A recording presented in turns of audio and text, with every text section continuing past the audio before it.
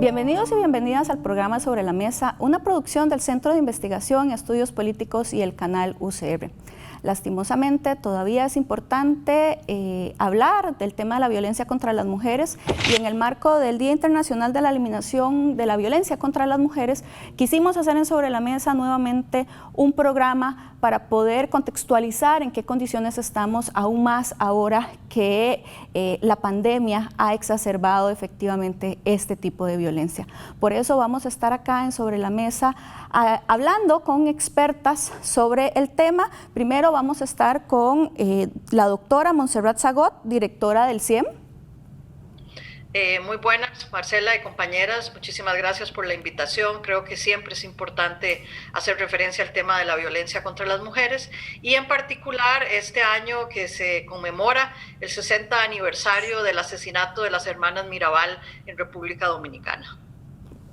Claro, muy importante y tener claridad de que es una conmemoración y no una celebración, porque no podemos celebrar la muerte de las mujeres, y eso siempre lo decimos porque hay que tenerlo claro. También vamos a estar con Marcela Arroyave Sandino, del Departamento de Violencia de Género del Instituto Nacional de las Mujeres. Hola Marcela, muchas gracias por la invitación. Hola a Marcela y a Montserrat, un gusto compartir con ustedes. Bueno, y en realidad hoy estamos tres Marcelas aquí en el programa. También nos va a acompañar Marcela Vindas, máster en Psicología Clínica y especialista en género. Hola compañeras, gracias Marce por la oportunidad. Creo que siempre es bueno los espacios para continuar hacia el tema de la prevención de la violencia contra las mujeres. Bueno, y para iniciar vamos a ver la cápsula de contextualización que nos prepararon para el programa de hoy. Solo para el 2019 se registraron 14 femicidios, la máxima expresión de la violencia de género. Las cifras se complejizan aún más cuando se trata de las tentativas de femicidios. Sus cifras superan hasta en 12 veces los femicidios ocurridos en el periodo del 2010 al 20 de noviembre del 2018. El confinamiento generalizado de la población significó que muchas mujeres debieron alejarse de sus redes de contacto y apoyo para aislarse junto a sus agresores, convirtiendo el aislamiento físico en aislamiento social y de alto riesgo para su seguridad. A esto se suma la reducción del personal presencial en las instituciones encargadas de atención en estos casos, como lo es el Instituto Nacional de las Mujeres. De acuerdo con la plataforma de Distintas Latitudes, solo entre los meses de marzo y junio del 2020, 1.409 mujeres fueron asesinadas en 19 países de América Latina. Asimismo, entre los meses de marzo a junio de este año, se registraron 14.967 denuncias formales, 26.027 denuncias por delitos sexuales, 17.066 por violencia doméstica y cerca de 10.000 llamadas al 911 en estos temas, cifras en las que se estima que más del 80% de las víctimas son mujeres. Ante este panorama, este 25N se tiñe de denuncia y demanda por sociedades más seguras para las mujeres, así como de exigencias en torno a atención más especializada, iniciativas de política pública y contención de la crisis que integren la perspectiva de género.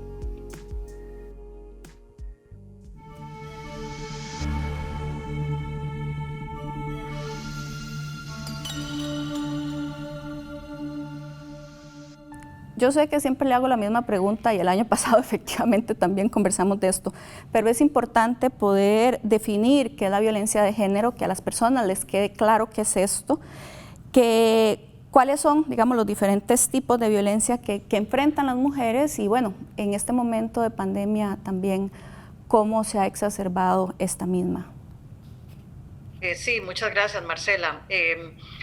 Podemos decir que la violencia contra las mujeres es un problema histórico, es un problema de grandes dimensiones que afecta un porcentaje muy alto de la población de mujeres a escala mundial.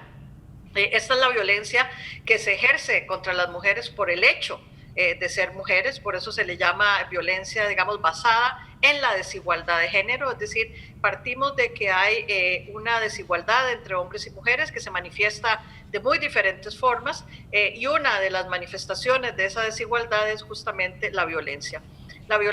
Esta violencia tiene muchas manifestaciones, violencia física, violencia sexual, violencia psicológica, violencia patrimonial, llegando incluso al extremo del continuum de la violencia, que es el asesinato de las mujeres por ser mujeres, lo que llamamos femicidio.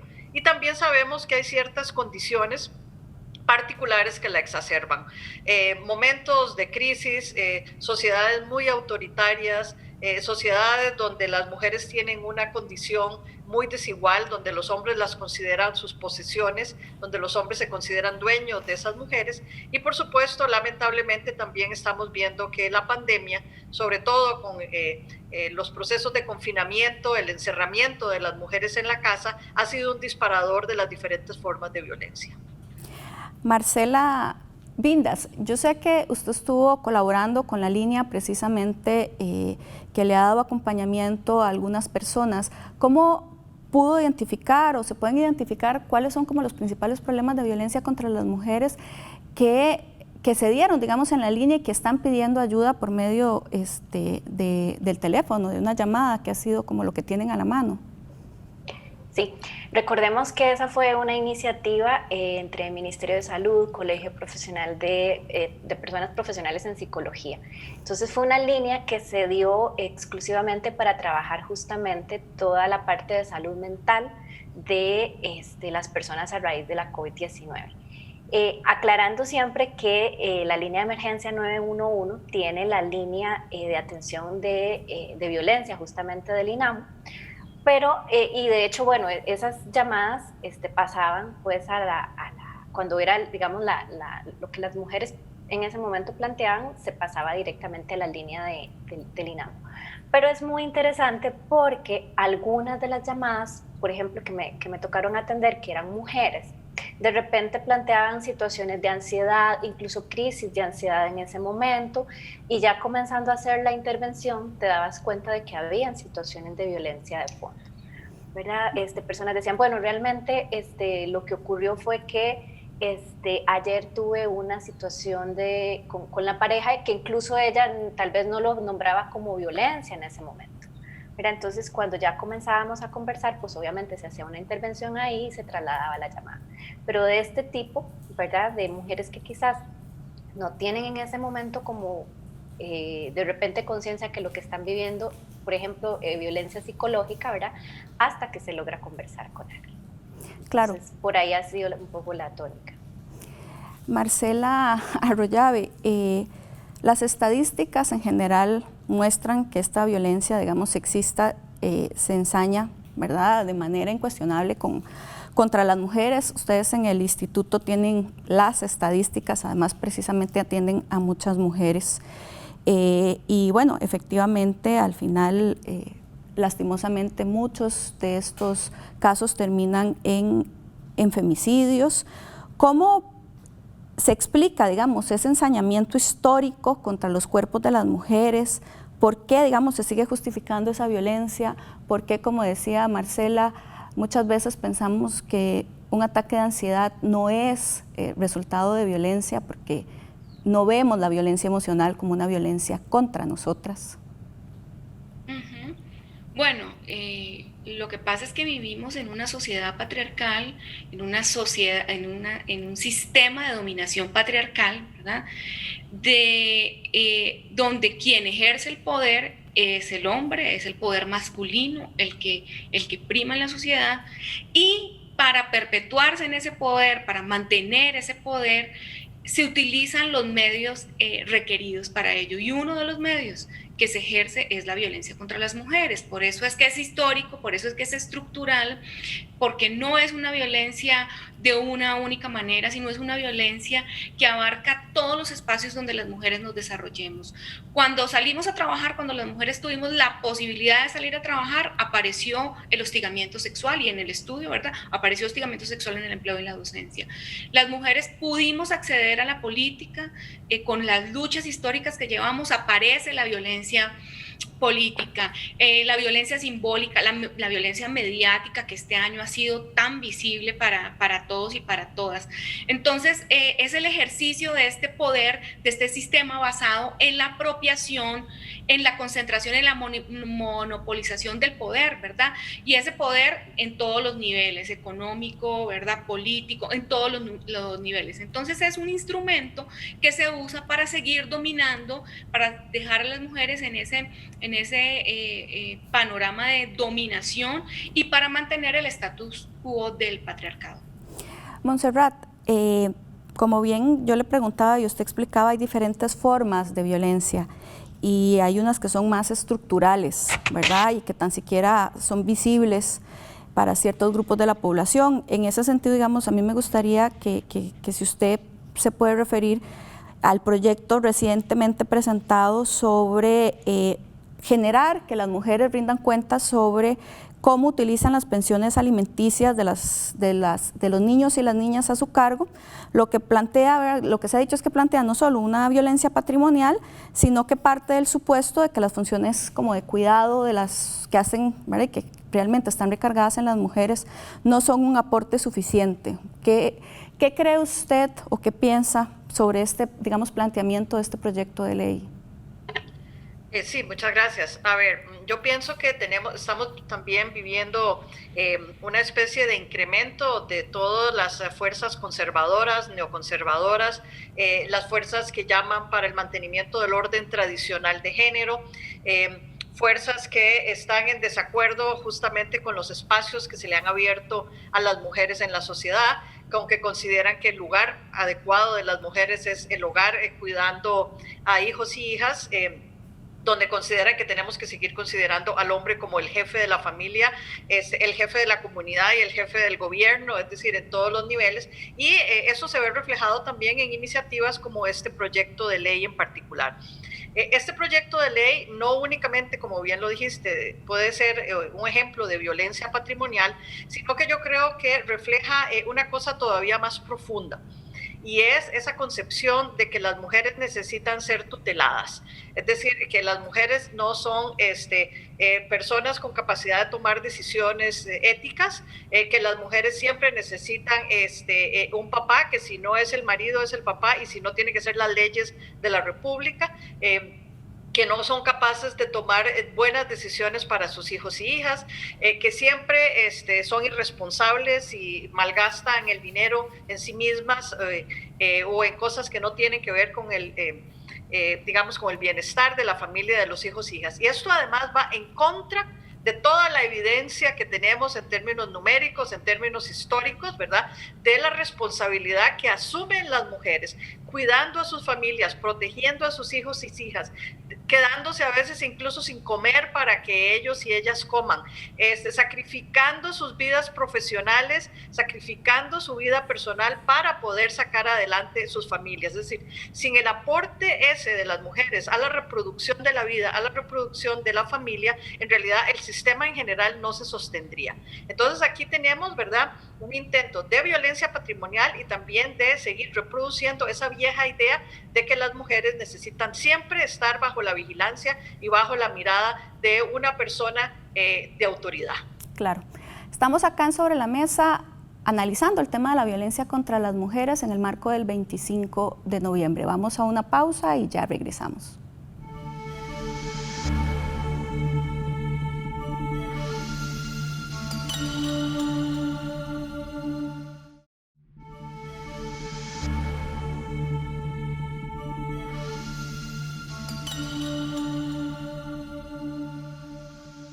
Continuamos acá en Sobre la Mesa analizando el tema de la violencia de las mujeres en el marco del 25N.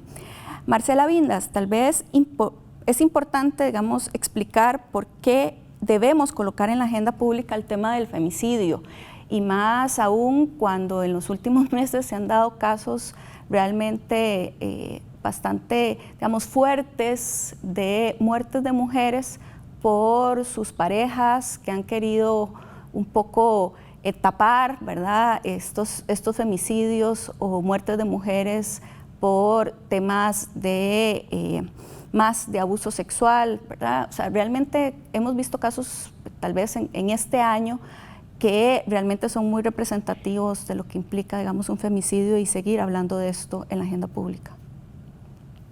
Claro, porque es un problema que el Estado costarricense tiene que continuar dando soluciones y soluciones integrales. Yo quisiera al respecto llamar la atención sobre un punto que para mí es esencial y tiene que ver con las edades, algunas de las edades, chicas jóvenes, 20 años, ¿verdad?, que fueron asesinadas por sus parejas. Entonces, porque en ocasiones se plantea, ¿verdad?, que las mujeres hemos avanzado mucho en legislación, en derechos, y bueno, creo que ahora Montserrat lo explicaba claramente cómo este sistema todavía quiere volver, ¿verdad?, esa palabra a tutelar a las mujeres. Entonces creo que es importante ponerlo siempre en la agenda de que el problema está, el problema existe, y continuamos, ¿verdad?, con estas formas de socialización tradicional, ¿verdad? Y pensando en personas más jóvenes, ¿verdad?, que podemos decir que ahora hay acceso muchísimo más a información a través de internet, que pueden haber muchísimos más programas, ¿verdad? Entonces creo que sí es necesario, importante continuar hacia el tema de la prevención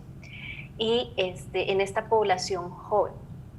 ¿Verdad? Porque vemos este último caso, ¿verdad?, de este chico, esta chica de 17 años que habían terminado la relación, después de un par de tiempo se vuelven a ver ¿verdad?, y él entra a su casa y le da muerte.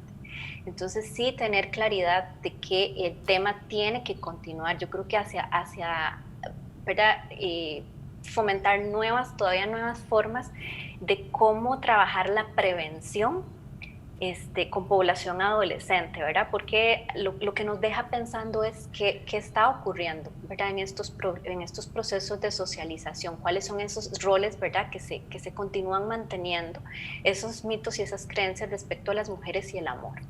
Claro. Montserrat, tal vez sería importante que usted nos explique cómo está definido, según la Ley de Penalización de la Violencia, el femicidio, pero qué es lo que nos han dicho, ¿verdad?, y qué es lo que han planteado el país, diferentes convenciones internacionales. Y bueno, y al final, cuando hablamos de femicidio, ¿de qué estamos hablando? Porque efectivamente uno habla de femicidio, ¿verdad?, en un contexto muchísimo más amplio, que no es necesariamente el que está tipificado como delito. Sí, muchas gracias. Yo quisiera decir algo antes muy breve sobre prevención. Se habla muchísimo de prevención, se habla que es fundamental, ¿verdad? Que muchas cosas se podrían evitar justamente si hay prevención. Y la verdad es que no tenemos ni la menor idea a estas alturas de qué funciona y qué no funciona en términos de prevención. Es decir, no hay estudios longitudinales, ¿verdad?, que nos digan que implementando ciertas acciones, ciertas formas, digamos, de socializar de forma diferente a jóvenes, a niños y niñas, va a tener un efecto a posterior. Es decir, evidentemente para eso se necesita inversión pública, porque una investigación de esta naturaleza, claro, es importante y tiene que llevarse adelante, pero yo quiero decir que hablamos de prevención y estamos literalmente en pañales. Esa es una tarea pendiente para la sociedad, para las universidades, para los diferentes centros y espacios de investigación. Ahora, en relación con el punto que me preguntabas, hay varias definiciones de femicidio. La ley de Costa Rica tiene una definición absolutamente restringida, que no responde para nada al desarrollo teórico que ha habido sobre la problemática del femicidio. En Costa Rica yo diría que de forma antojadiza, porque yo no lo puedo explicar de otra forma, se les ocurrió decir que femicidio era el asesinato cometido por parejas establecidas, es decir, por gente que estuviera casada o en uniones de hecho, ¿verdad?, debidamente reconocidas. Eso es una visión absolutamente limitada, restringida ¿verdad?, de lo que es femicidio, no solo se quedan por fuera una gran cantidad, digamos, de otros asesinatos de mujeres cometidos por razones asociadas a la desigualdad de género, sino que además no se hace justicia, digamos, para las mujeres, por ejemplo, que son asesinadas por los novios, para las mujeres que son asesinadas por otros hombres de sus familias que hay, ¿verdad? Para las niñas que son asesinadas, digamos, por ejemplo, por sus padrastros, por sus propios padres. No se hace justicia tampoco para las mujeres que son asesinadas como resultado de un ataque sexual de una persona con la que no tenían una relación. Es decir, deja por fuera en realidad la gran diversidad de formas de violencia extrema que se ejercen contra las mujeres. Ahora hay un proyecto de ley para ampliar, ¿verdad?, la definición de femicidio, pero desde mi punto de vista está bastante mal planteado. Creo que Marcela Arroyave, ¿verdad?, que sé que le ha dado seguimiento a eso, puede tener más información que yo en ese sentido. Bueno, de hecho esa era la siguiente pregunta, ya Montserrat la adelantó, que era a Marcela Arroyave, sobre el proyecto, qué es lo que está planteando y si efectivamente estamos, digamos, avanzando ¿verdad?, en tipificar este delito como, digamos, hay un avance teórico que es muchísimo mayor a lo que tenemos en la Ley de Penalización de la Violencia. No, efectivamente, como dice Montserrat, ahorita hay 3 proyectos de ley en la Asamblea Legislativa que pretenden reformar la Ley de Penalización de la Violencia contra las Mujeres. Y desde la Subcomisión Nacional de Prevención de Femicidios, que yo estoy coordinando, estamos muy, muy preocupadas porque avance conceptual no hay. El avance conceptual lo ha llevado el país y lo ha llevado Montserrat con otras mujeres desde hace muchos años, y son avances para Latinoamérica, para el mundo en general. Los proyectos de ley no traen ese avance, pero sí son sumamente peligrosos en la medida de lo que hablábamos hace un rato, y es el panorama político conservador que tenemos ahorita. Nosotros desde la Subcomisión Nacional de Prevención de Femicidios consideramos que abrir la discusión, si bien tenemos una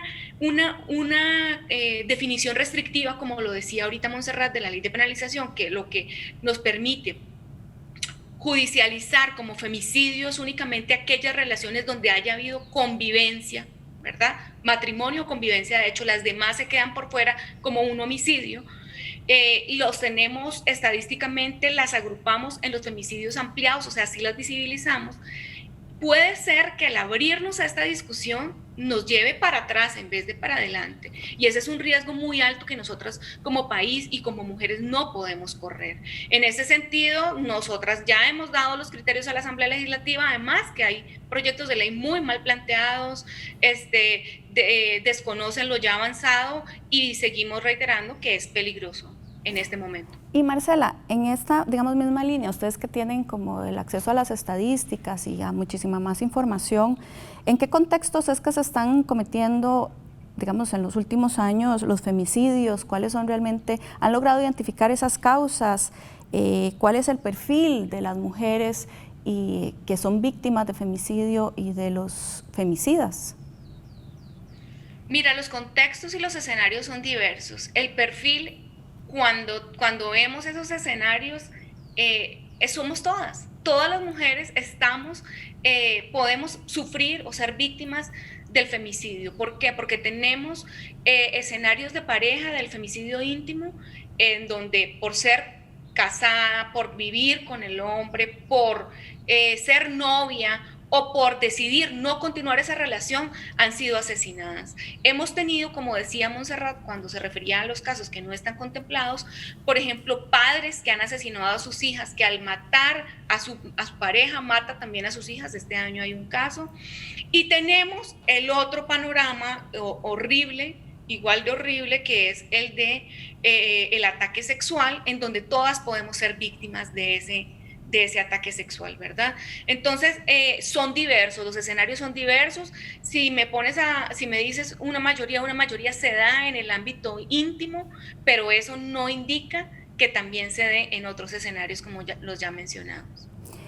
Y bueno, Marcela Vindas, más como terapeuta, algo que por lo menos hasta el momento aquí no hemos conversado y que no ha sido como tema sobre la mesa es un poco por qué las mujeres, ¿verdad?, que son víctimas de violencia y que están en este círculo finalmente se mantienen ahí, ¿verdad? A veces una dice, bueno, es una mujer que tiene toda la información, que ha estado con acceso a terapia, que ha estado, ¿verdad?, que conoce de las leyes, pero ahí hay, digamos, un tema también importante que tal vez sea relevante colocar acá sobre la mesa.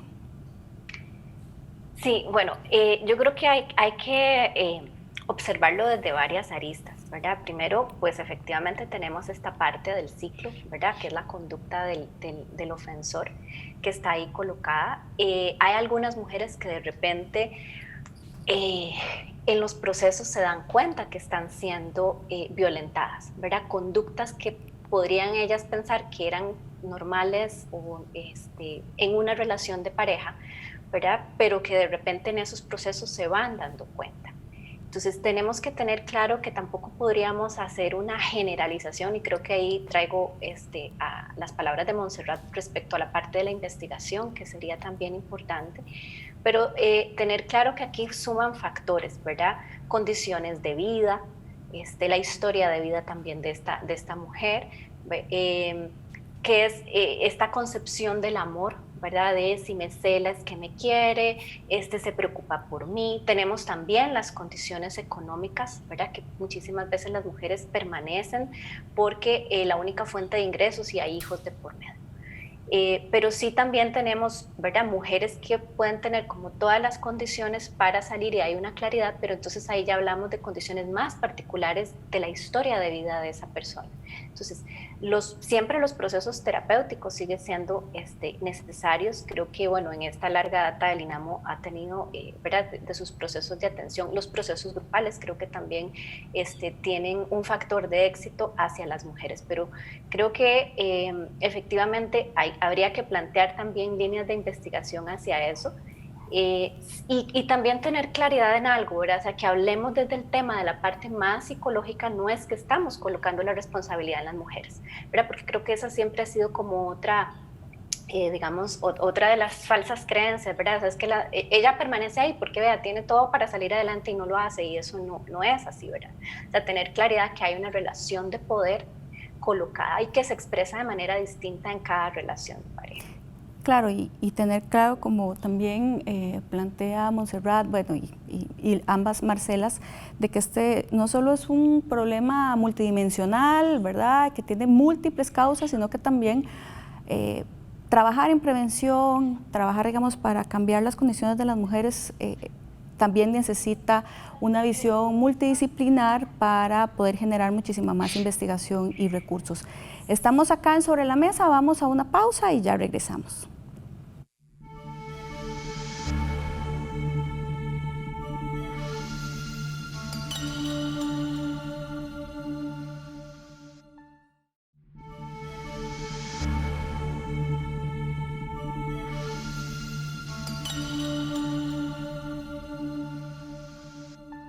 Continuamos en Sobre la Mesa analizando el tema de la violencia contra las mujeres.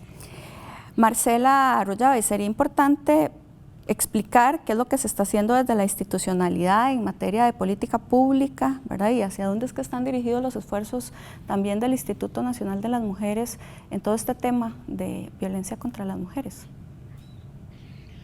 Sí, Marcela, Costa Rica tiene un Sistema Nacional de Atención y Prevención de la Violencia contra las Mujeres, un sistema que se ha integrado por 22 instituciones públicas, universidades, organizaciones de la sociedad civil, que son las que llevan las líneas en materia de atención y prevención de violencia.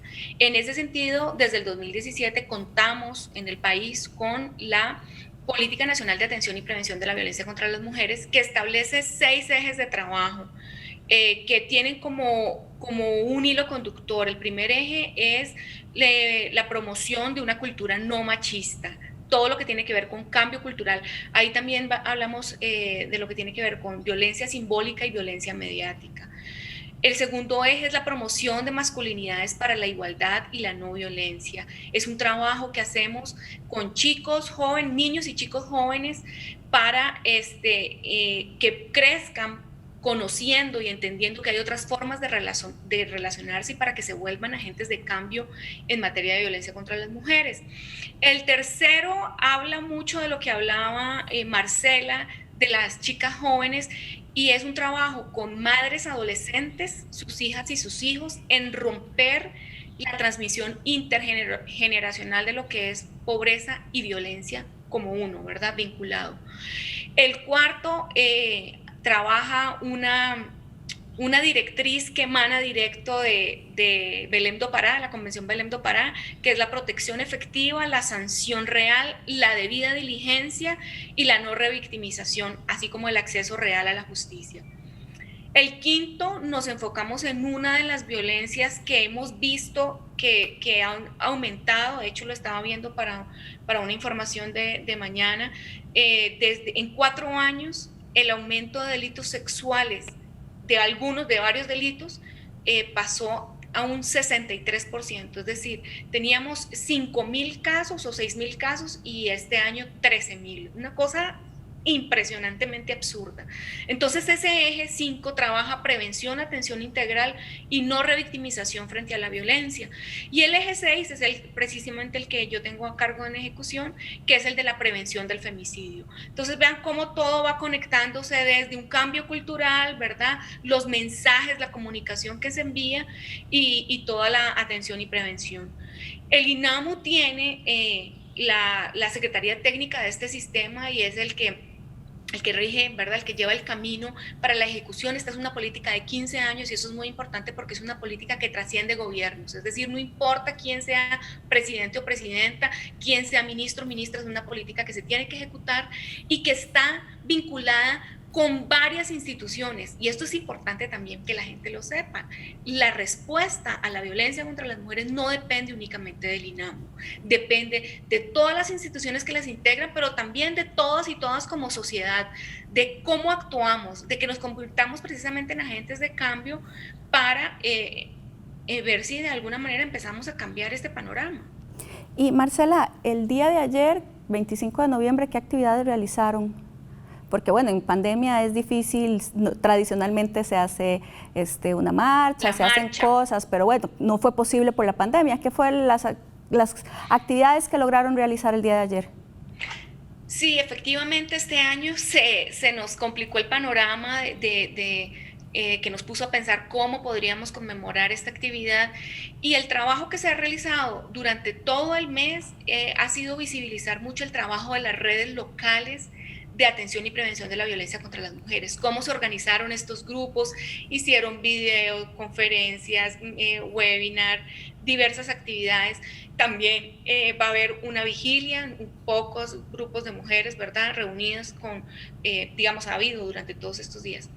Y el día de ayer se conmemoró con un acto en donde la ministra de la Condición de la Mujer firmó algunos convenios con instituciones claves, por ejemplo, el Colegio de Periodistas, que es un trabajo impresionante que tenemos que hacer y este año lo hemos visto la necesidad, ¿verdad? ¿Cuál es el abordaje que están llevando las distintas medios de comunicación de todas las formas de violencia contra las mujeres y particularmente del femicidio? También se firmaron acuerdos con el Colegio de Abogados, el Colegio de Médicos y con una municipalidad, la Municipalidad de Curridabat, en materia de acoso callejero. En el marco de esta conmemoración también se realizó un conversatorio precisamente sobre el tema de medios de comunicación, un conversatorio donde participaron diversos medios sobre cómo es que estamos manejando y qué es lo que está pasando, qué es lo que le está pasando a los medios, por qué estamos manejando la información de la manera en que se está llevando. Claro. Y Montserrat, bueno, en la Escuela de Ciencias Políticas hemos estado trabajando en una comisión de género, un poco el tema de prevención, y hemos planteado que queremos generar una unidad académica libre de violencia, ¿verdad? Todos los tipos de violencia, y estamos trabajando en la línea del currículum oculto de género. Desde el CIEM también, ¿qué se está haciendo para trabajar, digamos, a lo interno de la universidad como el Instituto de Investigación especializado en el tema? Sí, desde el Centro de Investigación y Estudios de la Mujer tenemos en curso varios proyectos de investigación. En particular, digamos, tenemos 4 relacionados con el tema de la violencia contra las mujeres.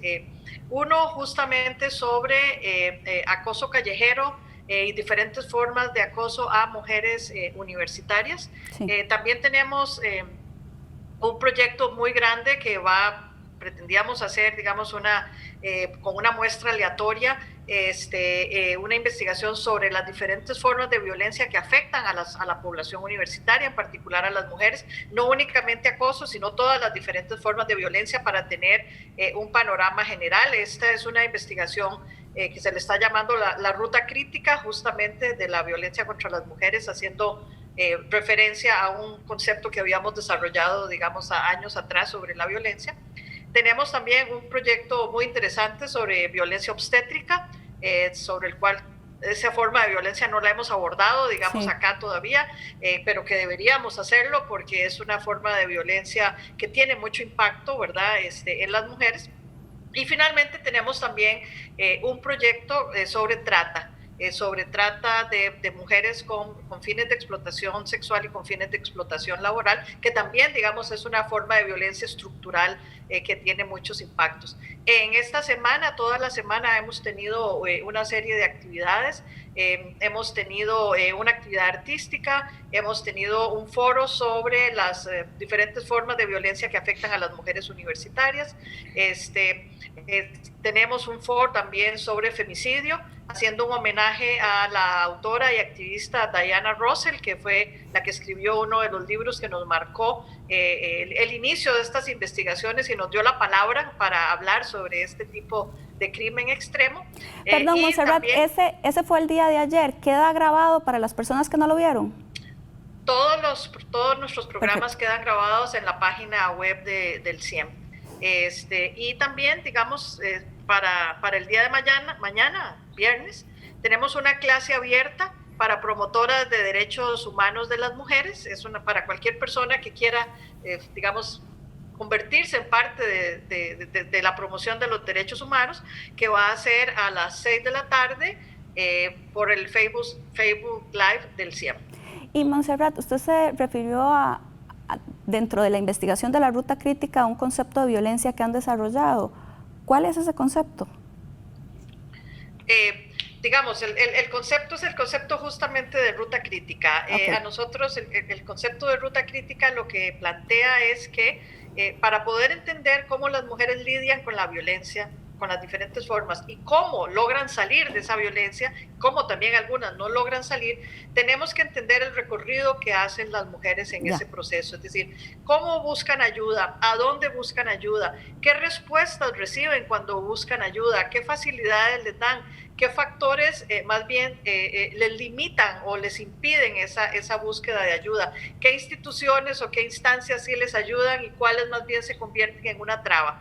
Ese es el concepto de ruta crítica que nos ayuda justamente a entender cómo transitan las mujeres por ese proceso tan complejo, claro, y cómo algunas logran salir y otras definitivamente no logran salir, que tiene poco que ver con ellas mismas, o sea, tiene muchísimo que ver con el contexto, con la sociedad y con las instituciones. Claro, y Marcela Vindas, antes de terminar este bloque, así como en 30 segundos, ¿por qué al final, digamos, en esto que ya habló Montserrat y Marcela, si bien avanzamos en aprobación de leyes como acoso callejero, el tema de la violencia doméstica, el tema de femicidio, ¿por qué esto no es suficiente? ¿Por qué necesitamos aprobar muchísima más legislación y generar mejores políticas públicas? Esa es una pregunta no de 30 segundos. Sí, lo sé. Pero yo creo que hay algo claro y es que hay un refinamiento del sistema patriarcal, ¿verdad? Hay un refinamiento en algunos casos de lo que se promueve, ¿verdad? Voy a poner un ejemplo y puede ser que sea un poco drástico, pero el otro día, ¿verdad? Viendo los concursos de belleza nacionales, ¿verdad? O sea, esta cosa de decir de que coloco una pregunta acerca de la violencia y entonces refino las preguntas, manteniéndose siempre un programa de belleza, ¿verdad? Que todas sabemos lo que es esta cosificación de los cuerpos de las mujeres. Entonces yo creo que hay que ver también cuáles son como esos mensajes, porque podemos haber avanzado en derechos, pudimos haber avanzado también en legislación y que las mujeres estamos también en el espacio público, pero ahí en el espacio público es donde ese sistema patriarcal se siguen manteniendo roles todavía, ¿verdad?, de género colocados. Entonces creo que por ahí también, ¿verdad? Como te decía, creo que es una pregunta, pero no para 30 segundos, de que ese sistema patriarcal también, ¿verdad?, sigue refinándose en las formas de control. No, pero después del corte podemos retomar precisamente esto. Vamos a ir a una pausa y ya regresamos.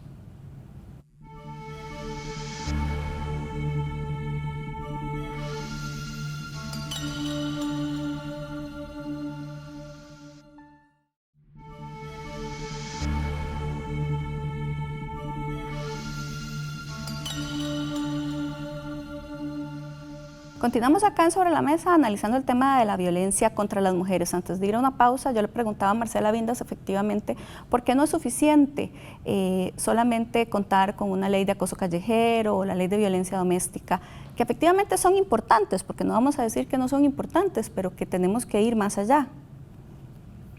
Sí, yo creo que hay que continuar apostándole al cambio cultural.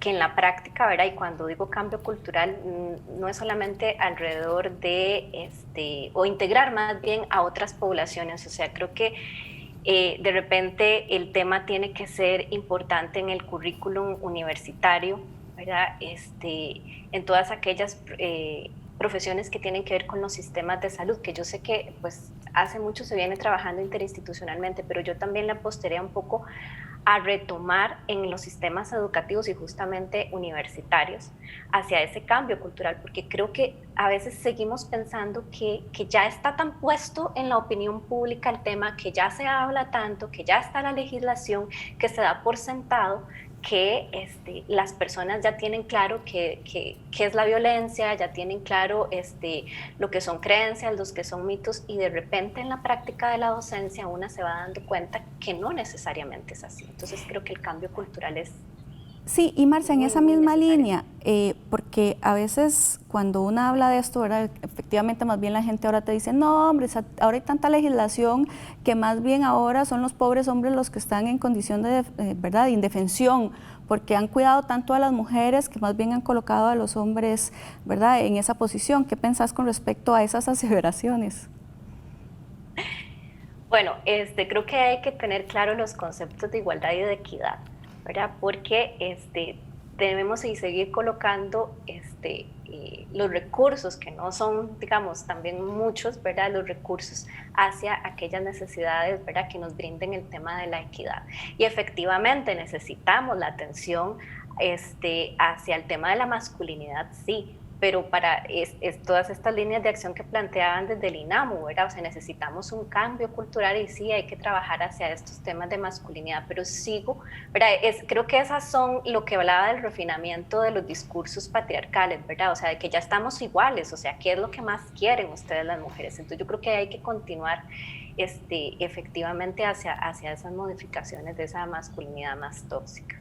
Claro, y en esa misma lógica, Marcela Arroyave, efectivamente, ¿qué, digamos, nos podría decir con respecto a este discurso, ¿verdad?, este contradiscurso en contra de los derechos de las mujeres y de la prevención de la violencia contra las mujeres? ¿Qué sucede con estos hombres que, amparados en este machismo y en esa posición de privilegio y en una falsa posición de poder, siguen pensando que las mujeres les pertenecemos?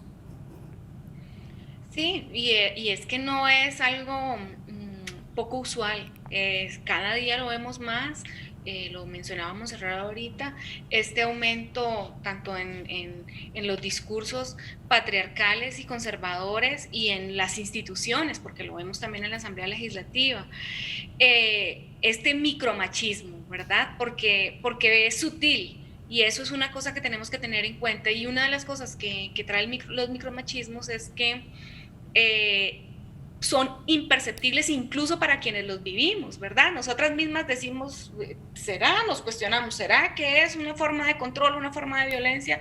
Pero efectivamente lo son. Y es como lo decía cuando me hiciste la primera pregunta, está vinculado con ese ejercicio de mantener el poder y el control y la subordinación femenina. Es decir, muchos piensan que directamente enfrentándonos y violentándonos no van a poder conseguirlo, entonces se han acomodado las estrategias para seguir dominando, para seguir subordinándonos y para seguir llevando el control no solamente de las mujeres, sino el control en todos los ámbitos, el control económico, el control político, y así no perder ese status quo. Y Montserrat, de hecho usted ha sido una de las mujeres que, por decirlo de alguna manera, ha puesto el cuerpo, ¿verdad?, en defensa precisamente de las otras mujeres y ha planteado muchísimo el tema de la violencia y ha recibido violencia, porque en realidad en diferentes momentos que usted ha hecho comentarios en Twitter o en Facebook, particularmente en Twitter, yo he visto que las reacciones son muy violentas, o sea, en realidad la forma o que participan en algún programa, la forma en que responden, la forma en que la colocan es muy violenta. Entonces, en esa lógica, más que, digamos, hablar de la violencia que usted recibe, también, más bien, ¿por qué es que está creciendo este discurso patriarcal, este discurso que usted planteaba tan conservador y que en alguna medida yo también siento como que en lugar de avanzar como que nos estamos devolviendo, ¿verdad?, hacia más bien buscar cómo ir eliminando cada día más bien menos derechos de las mujeres? El siglo XX podríamos decir que es un siglo bastante mayoritariamente de las mujeres. Pasamos de una condición de no reconocimiento como ciudadanas a ser reconocidas como ciudadanas. Las mujeres ingresaron masivamente a la educación, a las diferentes profesiones, a los espacios políticos. Hubo cambios en las leyes prácticamente en todos los países del mundo.